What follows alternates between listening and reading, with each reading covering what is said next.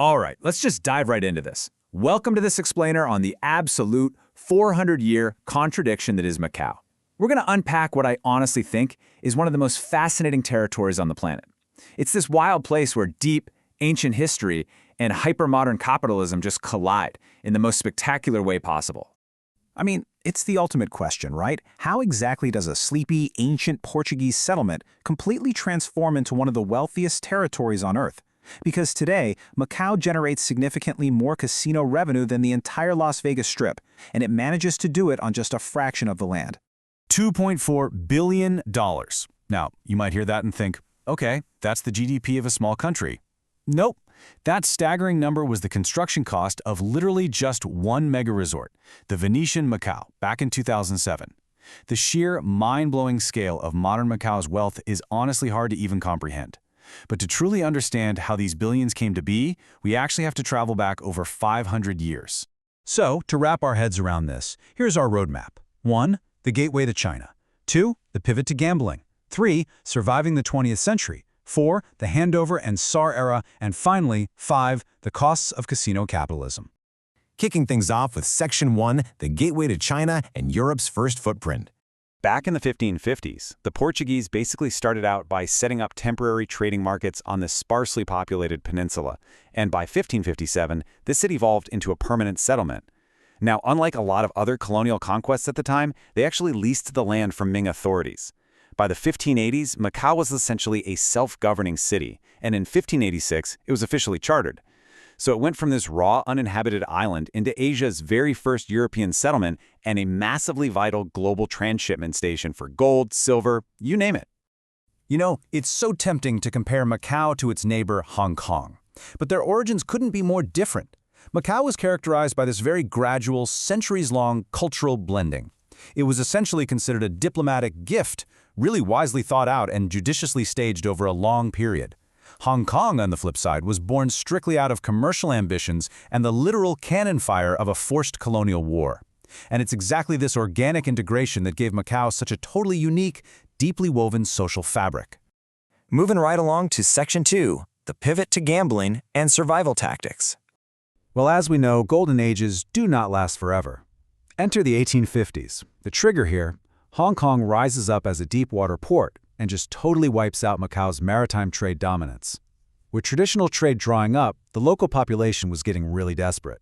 The result was this explosive rise of over 300 street corner gambling houses. Think about that historical irony. This once dignified diplomatic trading post turns into a giant betting parlor just out of sheer desperation. And with Portuguese capital totally exhausted, the government actually stepped in and monopolized the gambling scene just to keep the lights on. It wasn't some cultural accident. It was literally a state-sponsored survival tactic. 2,047. That is the exact number of chests of opium traded through here in just the year 1836 alone. And I think it perfectly illustrates the darker side of their 19th century survival strategy. Macau essentially became this massive port of entry for the British-led opium trade into China. It generated immense wealth, sure, but it also bred deep corruption and violent turf wars that would wind up plaguing the city for decades to come. All right, Section 3, surviving the 20th century, neutrality and monopolies. The 20th century was, frankly, a chaotic era of world wars and falling empires. Yet Macau navigated the storm masterfully. During World War II, they actually declared neutrality. So, while Hong Kong fell violently, Macau experienced what was considered a relatively mild Japanese occupation from 42 to 45, basically an unofficial arrangement keeping the Portuguese running day-to-day life. After the war, an influx of Chinese refugees brought in fresh capital. This whole era culminated in 1961, when businessman Stanley Ho was awarded the official gambling monopoly. He poured massive funds into modern infrastructure, though we should note, it came with fierce, often violent competition from triad syndicates operating right there in the shadows. Which brings us to Section 4, the handover and SAR era, titled A Velvet Glove. Think about 1999. It's this monumental shift in global history. The whole world is watching this flashy $150 million Olympic-style fireworks show to celebrate Macau's return to Chinese sovereignty. But underneath that, a deeply tense reality was playing out in the shadows. One army was literally slipping unseen into place to replace another. It was this firm reassertion of control, a velvet glove quietly tightening over the territory while everyone was busy looking at the sky. So, how did they make this work? Beijing utilized the one country, two systems framework. Step 1. Macao retains a high degree of autonomy. Step 2. They get to maintain their existing capitalist systems, and crucially, this includes their legal gambling industry, for 50 years. Step 3. Beijing takes over defense and foreign affairs. This highly specific legal loophole is the exact reason Macao's unique brand of hypercapitalism legally coexists right on the doorstep of mainland China today. Finally, Section 5, the costs of casino capitalism, or the bill for the boom.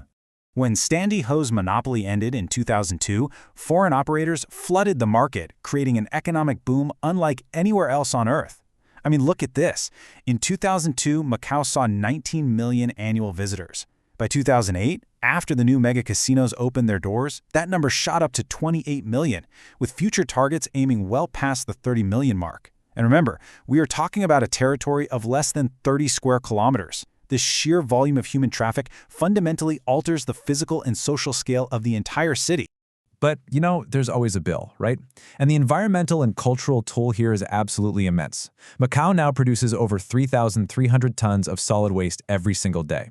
This rapid, unchecked growth has triggered severe air and noise pollution, and beautiful historic natural features have literally been paved over for land reclamation.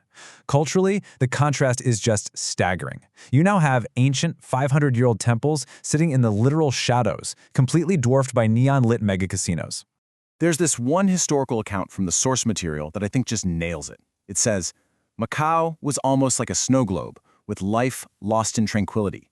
The grand ball was filled with noise and gaiety, but tears and sorrows were immiscible. The incredibly loud, incredibly lucrative modern casino boom has obviously brought unprecedented wealth, but it's also washed away so much of that quiet, historical charm that defined the enclave for centuries. So, as Macao keeps pushing the absolute limits of economic growth and urbanization, we're left with a huge question. Can this fascinating 400-year-old laboratory of history find a way to somehow preserve its legacy? Or will its ancient soul ultimately be swallowed entirely by the sheer magnitude of its own success? It's an incredibly delicate balance of history and capitalism, and definitely one we'll be watching closely. Thanks for joining me for this explainer.